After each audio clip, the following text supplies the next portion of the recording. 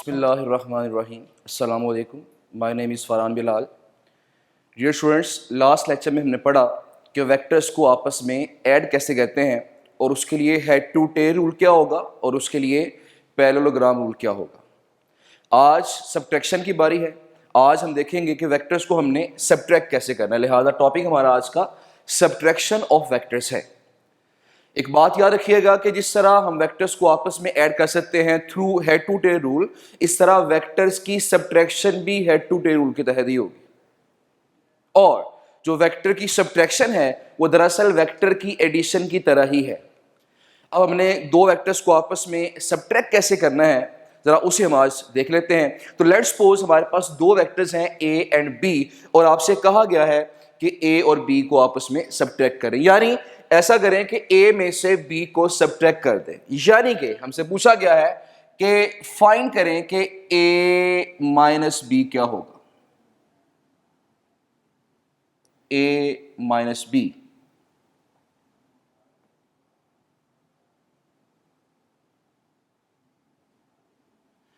अब इस a minus B से मुराद मैं ऐसा भी समझ सकता हूं कि a minus B is equal to a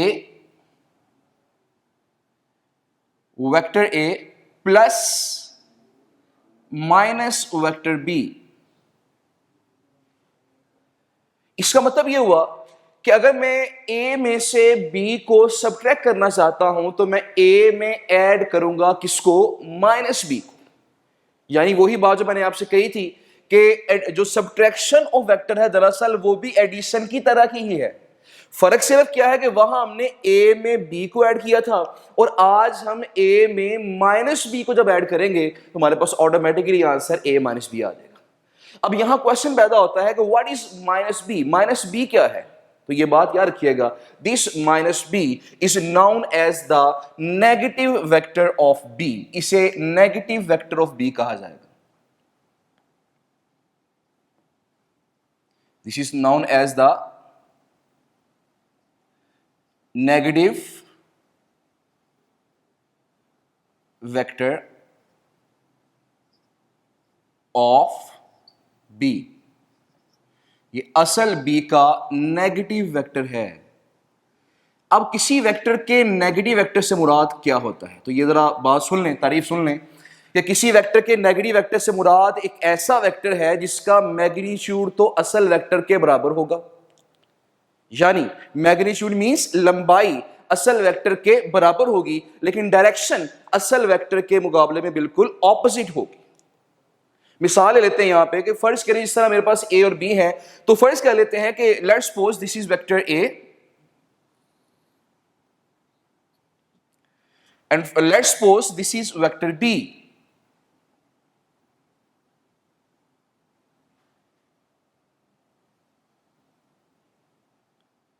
और आपसे कहा गया है कि a माइनस बी मालूम करें, यानी आप a में से b को सब्ट्रैक्ट करें। तो क्या करेंगे, पहले माइनस बी फाइंड करना पड़ेगा। मैंने कहा माइनस बी से मुराद एक ऐसा वेक्टर होगा जिसका मैग्नीट्यूड तो b के बराबर होगा लेकिन डायरेक्शन इसके लिहाज से बिल्कुल ऑपोजिट होगी। यानी मैं इसे ऐसा कह सकता हूं कि this is negative vector of b। अब यहां देख रहे हैं ये जो वेक्टर मैं ड्रा कर रहा हूं ये बिल्कुल इसकी तारीफ पे पूरा उतर रहा है कि मैग्नीट्यूड तो इसका यानी लंबाई तो इसकी b के ही बराबर है लेकिन डायरेक्शन इसकी बिल्कुल रिवर्स्ड हो चुकी है, यानी दिस इज माइनस बी। तो this is known as the negative vector of b। इसी तरह अगर आपसे कहा जाए कि नेगेटिव वेक्टर ऑफ a क्या होगा तो हम क्या करेंगे, हम यहां पे एक ऐसा वेक्टर ड्रॉ करेंगे जिसकी लंबाई यानी मैग्नीट्यूड तो a के बराबर होगा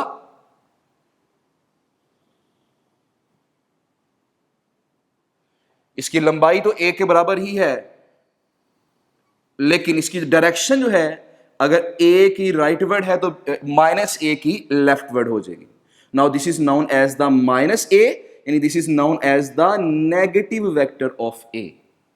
ओके, तो अभी हमने देख लिया कि किसी वेक्टर के नेगेटिव वेक्टर से मुराद क्या है। ये देखने के बाद हम इस काबिल हो गया कि हम a माइनस बी कर सकते हैं। यानी अगर मैंने a माइनस बी करना है तो मैं a में ऐड करूंगा माइनस बी को एडिशन हमेशा करते हैं by the head to tail rule, जो कॉमन मेथड है इसका।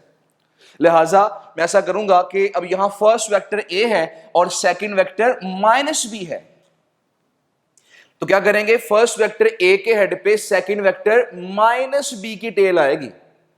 अब देखिए यहां पे माइनस बी किस तरफ है, जरा गौर करें अगर, तो माइनस बी नजर आएगा आपको कि अगर यहां देखें ये माइनस बी है और नीचे की तरफ है, तो लिहाजा मैं क्या करूंगा, मैं इस वेक्टर को उठाऊंगा, उठा के इसे मैं यहां ले आऊंगा, तो मेरे पास ये माइनस बी वेक्टर आएगा।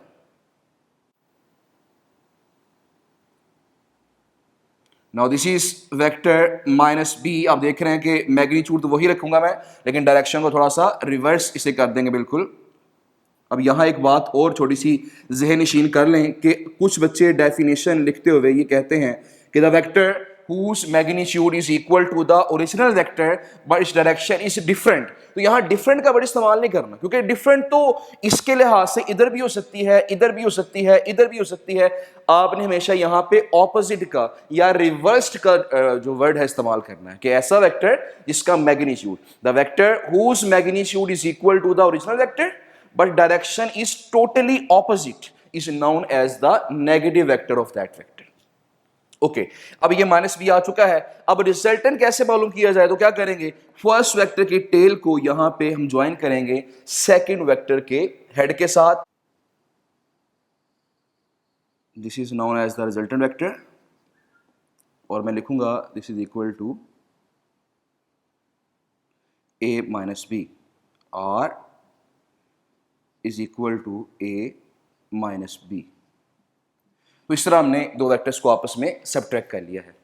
इसी तरह अगर आपसे कहा जाए कि बी में से एक को सब्ट्रैक्ट करें, तो वो भी अभी देख लेते हैं, लेकिन ये सब्ट्रैक्शन देखने के बाद और नेगेटिव वेक्टर क्या होता है देखने के बाद हम देखते हैं कि क्या वेक्टर जो एडिशन है क्या वो कम्यूटेटिव लॉ ओबे करती है। तो जरा क्वेश्चन देख लेते हैं, बहुत इंपॉर्टेंट क्वेश्चन है, बोर्ड में कई दफा शॉर्ट क्वेश्चन ही आ चुका है, और क्वेश्चन हमारे पास है कि show that vector addition is commutative. साबित करना है कि वेक्टर एडिशन कम्यूटेटिव है, यानी कम्यूटेटिव लॉ को ओबे करती है। तो सवाल यहां पहले तो ये है कि व्हाट इज कम्यूटेटिव लॉ, ये लॉ क्या कहता है, मैथमेटिक्स में पढ़ा होगा आपने। इस लॉ के मुताबिक बड़ी सिंपल सी बात है कि अगर मैं 1 + 2 करूंगा, 1 + 2 करता हूं तो आंसर हमारे पास आएगा 3, और अगर मैं 2 + 1 करूंगा तो अब भी आंसर 3 आएगा। इसका मतलब यह है कि इन वैल्यूज की जो तरतीब है वो रिवर्स करने के बावजूद रिजल्ट पे फर्क नहीं पड़ रहा, यानी अगर दो वैल्यूज हैं उनको हम आपस में ऐड कर रहे हैं, उनकी तरतीब को बदलने के बावजूद भी रिजल्ट सेम रहे तो हम कहेंगे उसमें कम्यूटेटिव लॉ पाया जा रहा है। और अगर तरतीब को बदलने से, तरतीब को रिवर्स करने से रिजल्ट बदल जाए तो हम कहेंगे उसमें कम्यूटेटिव लॉ नहीं पाया जा रहा। अब यहां वेक्टर्स के लिहाज से हम क्या बात कहना चाहेंगे, तो देखिएगा वेक्टर के लिहाज से हमें यह साबित करना है कि vector A plus vector B must be equal to vector B plus vector A. ये हम साबित करेंगे कि A plus B must be equal to B plus A. तो ये किस तरह साबित किया जाए जरा देख लेते हैं। तो फर्ज करें यही वेक्टर्स हमारे पास मौजूद हैं, या नए वेक्टर्स भी हम सपोज कर सकते हैं। तो फर्ज किया दिस इज वेक्टर ए,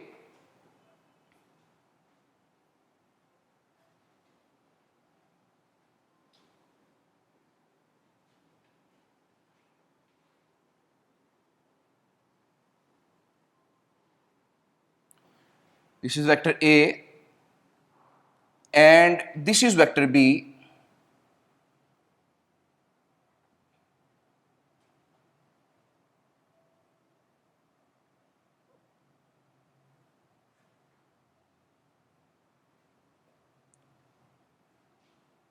तो कॉमोडेटिव लॉ फॉलो करने के लिए, इसे प्रूव करने के लिए हमें पहले a प्लस बी करना पड़ेगा, फिर हम b प्लस ए करेंगे। पहले a प्लस बी की बात कर लेते हैं। तो ये हमारे पास वेक्टर a है। आपको पता है कि a प्लस बी करने के लिए हमारे पास पहला वेक्टर a माना जाएगा और दूसरा वेक्टर b माना जाएगा। तो फर्स्ट वेक्टर a के हेड पे सेकंड वेक्टर b की टेल आएगी, यानी इस तरीके से हम इसको यहां पे मिलाएंगे।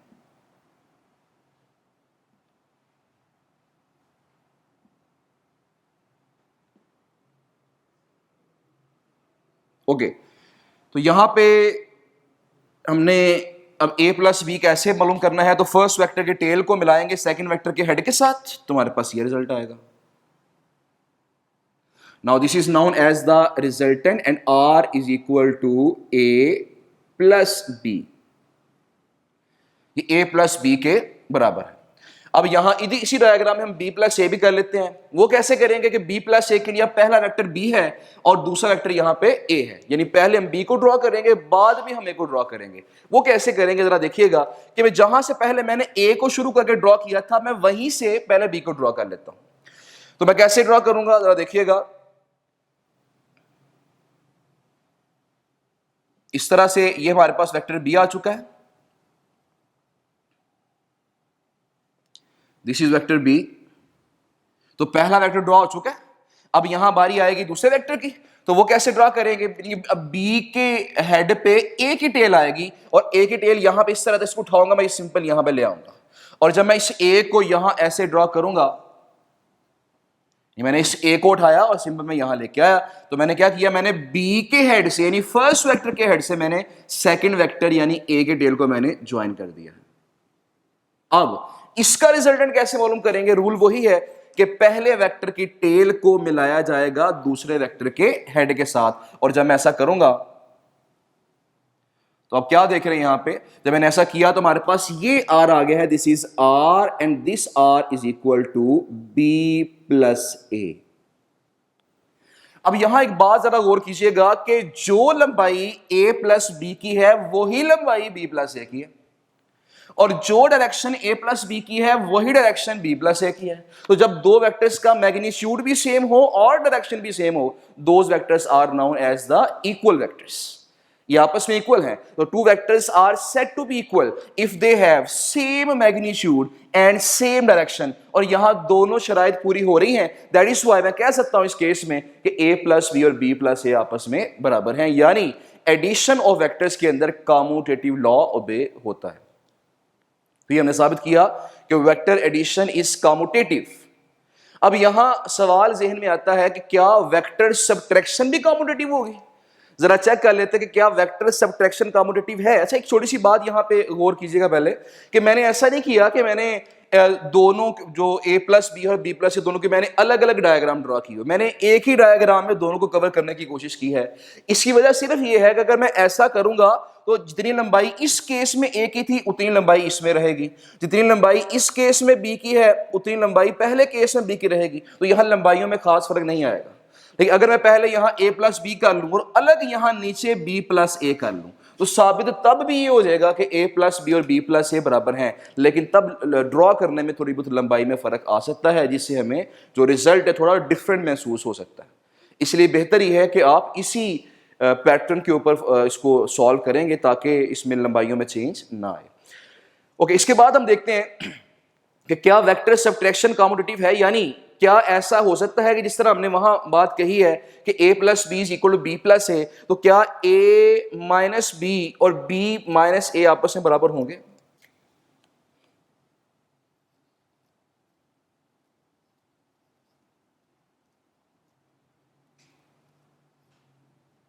a minus B is equal to b minus A. तो क्या ये जो क्वेश्चन है ये पॉसिबल है, ये जो लॉ है इसके अंदर। तो इसे चेक कर लेते हैं। a माइनस बी का मतलब मैंने पहले बता दिया क्या होता है। a माइनस बी का मतलब है कि मैंने a प्लस माइनस बी करना है, और b माइनस ए का मतलब क्या है कि मैंने b प्लस माइनस ए करना है।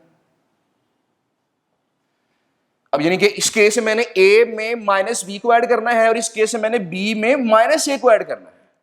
अब जरा तवज्जो कीजिएगा, हमने a माइनस बी तो ऑलरेडी यहां पे किया हुआ है, तो यहां देखें फर्स्ट वेक्टर a में हमने माइनस बी को मिलाया तो हमारे पास ये a माइनस बी आ गया। अब चेक कर लेते हैं कि क्या b माइनस ए यानी कि b में माइनस ए को ऐड करने से कोई फर्क पड़ेगा। तो पहली बात तो यह कि माइनस ए क्या है, तो जरा देखिएगा कि this vector will be known as minus A. इस वेक्टर को माइनस ए कहा जाएगा क्योंकि इसका मैग्नीट्यूड असल वेक्टर ए के बराबर है और डायरेक्शन असल वेक्टर के मुकाबले में ऑपोजिट है। अब यहाँ बी माइनस ए कैसे किया जाए, तो उसको करने के लिए मैंने सबसे पहले मैं ड्रॉ करूंगा वेक्टर बी को। तो पहले वेक्टर बी को ड्रॉ कर लेते हैं, इसी को मैं यहां ड्रॉ कर लूंगा। तो let's suppose this is vector B.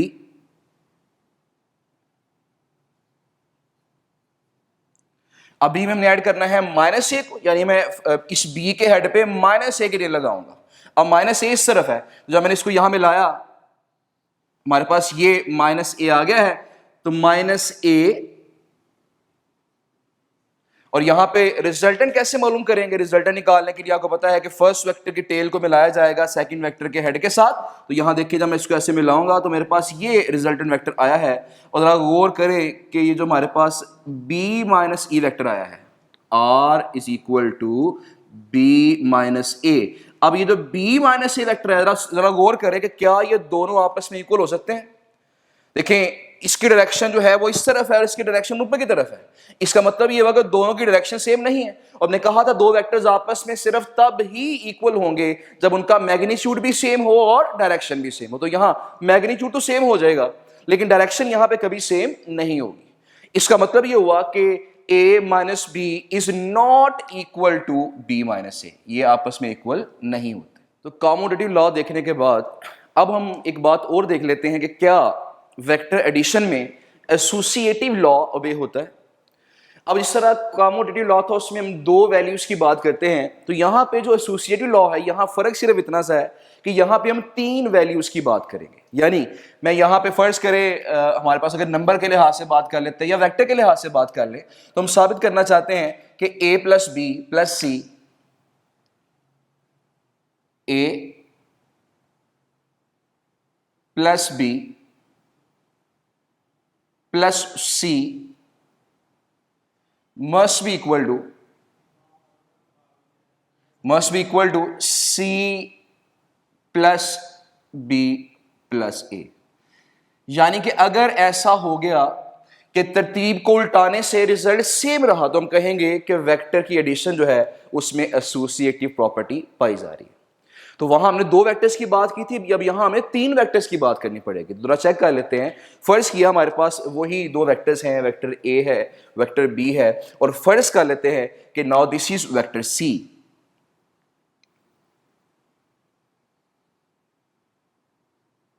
अब ये वेक्टर सी है।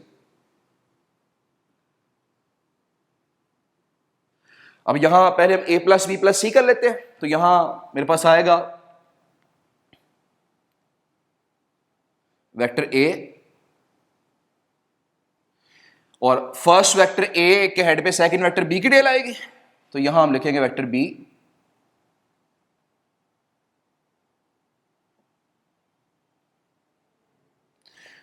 तो a के हेड पे वेक्टर b की टेल और b के हेड पे अब यहां वेक्टर c की टेल आएगी। और आप देख रहे हैं कि वेक्टर c मैंने जो चूज किया है वो खुद ही मैंने चूज किया, आप डिफरेंट भी चूज कर सकते हैं। तो वेक्टर c मैंने इस तरफ चूज किया है, तो दिस इज वेक्टर c और मैंने फर्ज कर लिया इसकी लंबाई a के बराबर है।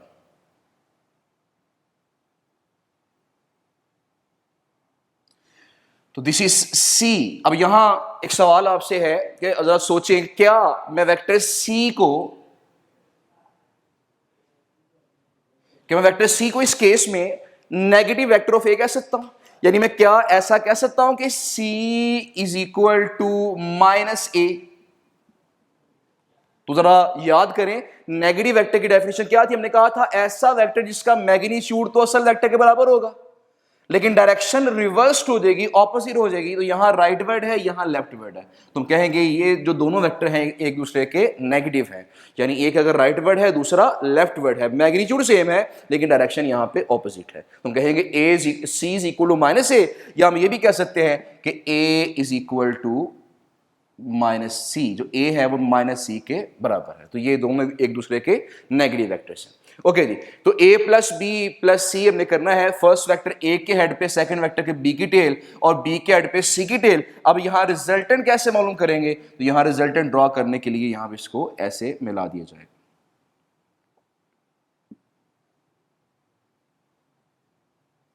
Now this is the resultant and this is known as the resultant R is equal to A plus B और प्लस यहां पे C।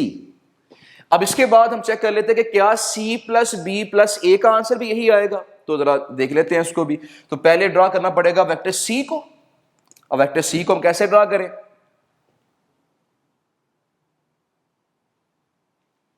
तो ये मैंने वेक्टर C ड्रा किया है आपके सामने।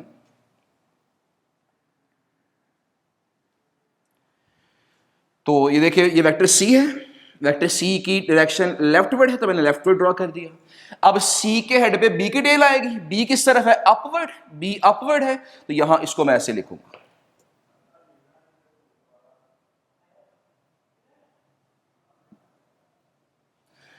This was vector C and this is vector B, और यहां पे अब क्या आएगा? अब B के हेड पे A की टेल आएगी।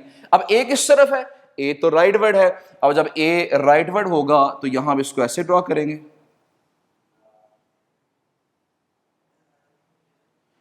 Now this is vector A, ऊपर भी अब देखें ड्रॉ हुआ है। अब यहां रिजल्टेंट कैसे मालूम करेंगे? उसके लिए फर्स्ट वेक्टर C की टेल को, फर्स्ट वेक्टर C है उसकी टेल को आखिरी वेक्टर A के हेड के साथ मिलाएंगे तो हमारे पास ये इसका हमें रिजल्टेंट हासिल हो जाएगा।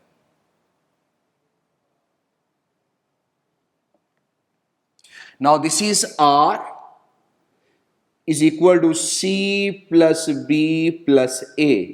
तो हमें समझ आ गई यहां पे कि जो answer A plus B plus C का आया है वही answer C plus B plus A का है, यानी दोनों के देखिए दोनों की लंबाई भी सेम है और दोनों की डायरेक्शन भी सेम है। लिहाजा हम कह सकते हैं कि A plus B plus C is equal to C plus B plus A, यानी वेक्टर एडिशन ना सिर्फ कम्यूटेटिव है बल्कि ये एसोसिएटिव लॉ को भी ओबे करती है। जबकि जब सब्ट्रैक्शन की बारी आएगी तो सब्ट्रैक्शन ऑफ वेक्टर्स ना तो कम्यूटेटिव लॉ को ओबे करेगी और ना ही वो एसोसिएटिव लॉ को ओबे करेगी। इसकी प्रैक्टिस आपने खुद करनी है। आपके लिए टास्क ये है कि आपने घर में ये देखना है, चेक करना है कि क्या A minus B minus C will be equal to C minus B minus A, क्या A minus B minus C और C minus B minus A आपस में बराबर होंगे। अगर तो ऐसा हो गया तो ये एसोसिएटिव लॉ होगा, और अगर ऐसा ना हुआ तो यहाँ एसोसिएटिव लॉ ओबे नहीं होगा। इसे खुद चेक कीजिएगा और देखिएगा कि इसका आंसर सेम नहीं आएगा। आज हमने वेक्टर की सब्ट्रैक्शन की बात देखी और उसके बाद देखा कि क्या एडिशन या सब्ट्रैक्शन में कम्यूटेटिव और एसोसिएटिव लॉ ओबे होते हैं या नहीं होते। इंशाल्लाह नेक्स्ट लेक्चर में हम देखेंगे कि multiplication of vector by scalar क्या है। अपना बहुत सारा ख्याल रखिएगा। अल्लाह हाफिज़।